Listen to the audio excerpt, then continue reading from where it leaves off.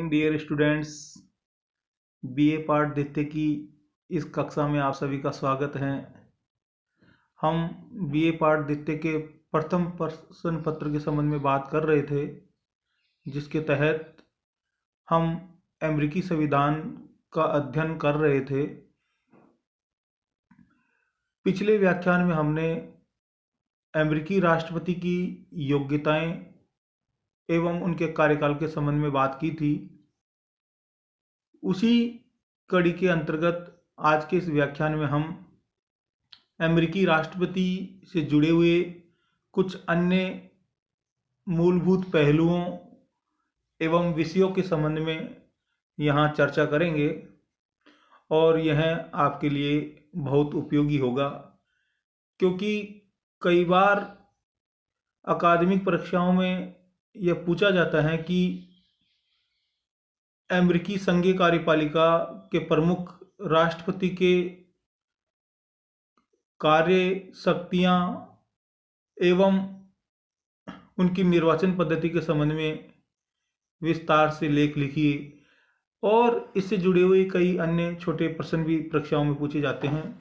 तो आइए हम शुरू करते हैं अमेरिकी संविधान का अगला बिंदु। राष्ट्रपति का उत्तराधिकार। अमेरिकी संविधान के 25वें संशोधन द्वारा यह स्पष्ट किया गया कि राष्ट्रपति को पद से हटाए जाने या उनकी मृत्यु हो जाने या उनके त्यागपत्र देने पर उपराष्ट्रपति उनके दायित्वों का निर्वहन करेगा। यानी राष्ट्रपति किसी भी कारण से अनुपस्थित हो तो ऐसी स्थिति में उपराष्ट्रपति उनके दायित्वों का निर्वहन करेगा। ये राष्ट्रपति का उत्तराधिकार नियम है। और यदि उपराष्ट्रपति भी अनुपस्थित हो तो ऐसी स्थिति में राष्ट्रपति के दायित्व का निर्वहन कौन करेगा, इसके संबंध में भी अमेरिकी संविधान में विस्तार से बताया गया है। उपराष्ट्रपति की अनुपस्थिति में क्रमशः प्रतिनिधि सदन का स्पीकर, सीनेट का अध्यक्ष, राज्य सचिव, वित्त सचिव एवं युद्ध सचिव राष्ट्रपति पद के दायित्वों का निर्वहन करेंगे। ये क्रमशः, जैसे मान लीजिए राष्ट्रपति अनुपस्थित है तो उपराष्ट्रपति उनके दायित्वों का निर्वहन करेगा, उपराष्ट्रपति अनुपस्थित है तो प्रतिनिधि सदन का स्पीकर उनके दायित्वों का निर्वहन करेगा, यदि वो भी अनुपस्थित है तो सीनेट का अध्यक्ष उनके दायित्वों का निर्वहन करेगा। और ये प्रक्रिया निरंतर चलती रहेगी राज्य सचिव, वित्त सचिव और युद्ध सचिव के रूप में। राष्ट्रपति का वेतन एवं सुविधाएं। जब हम अमेरिकी राष्ट्रपति के बारे में बात करते हैं तो ये बात ध्यान में आती है कि अमेरिकी राष्ट्रपति का क्या वेतन होगा, उनके क्या भत्ते होंगे। उनका तो वेतन बहुत ज़्यादा होगा। अब जैसे यहाँ भारत में भारतीय राष्ट्रपति का वेतन पुराने नियमों के अनुसार 1.5 लाख रुपए प्रति माह और अन्य भत्ते हैं। अब तो खैर वो बढ़ गया होगा, अभी उसको अनुमति नहीं मिली, लेकिन वह बढ़कर अधिक हो जाएगा। राष्ट्रपति के वेतन भत्तों का निर्धारण कांग्रेस के द्वारा किया जाता है।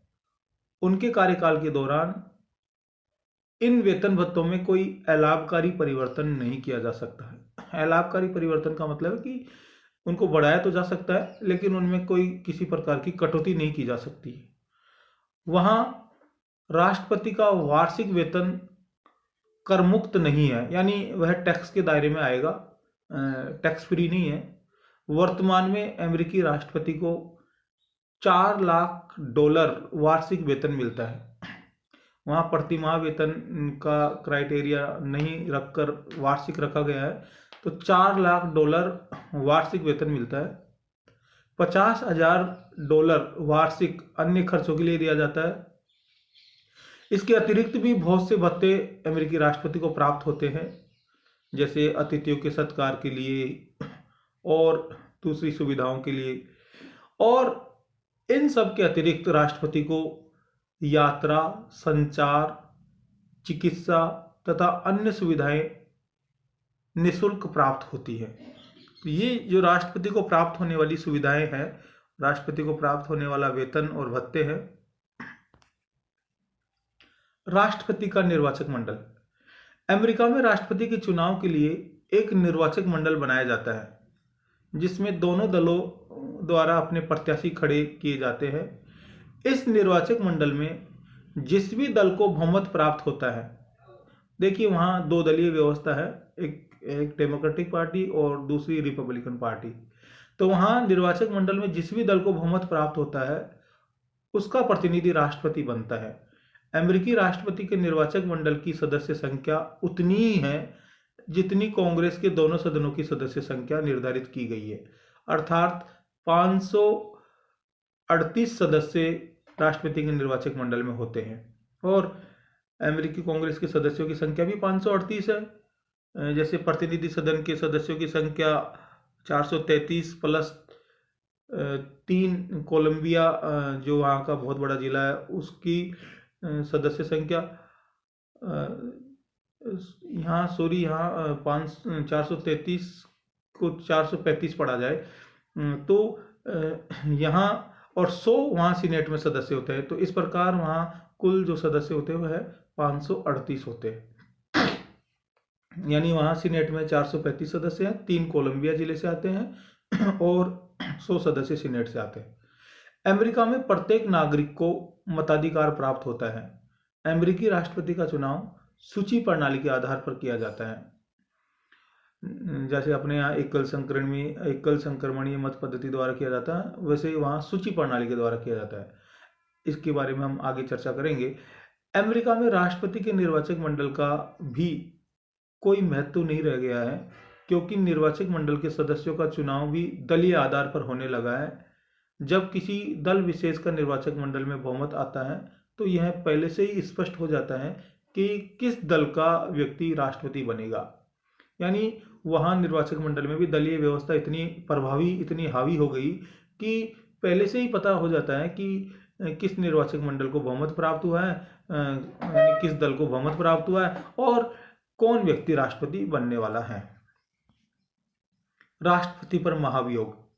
अमेरिकी संविधान के अनुच्छेद 2 की उपधारा 4 के अनुसार यदि राष्ट्रपति देशद्रोह, भ्रष्टाचार, कदाचार या गंभीर अपराध में लिप्त हो तो उसके विरुद्ध कांग्रेस द्वारा महाभियोग प्रस्ताव लाया जा सकता है। राष्ट्रपति के विरुद्ध कांग्रेस महाभियोग प्रस्ताव ला सकती है यदि वह राष्ट्रद्रोही हो, भ्रष्टाचारी हो, कदाचारी या और कोई गंभीर अपराध में लिप्त हो तो।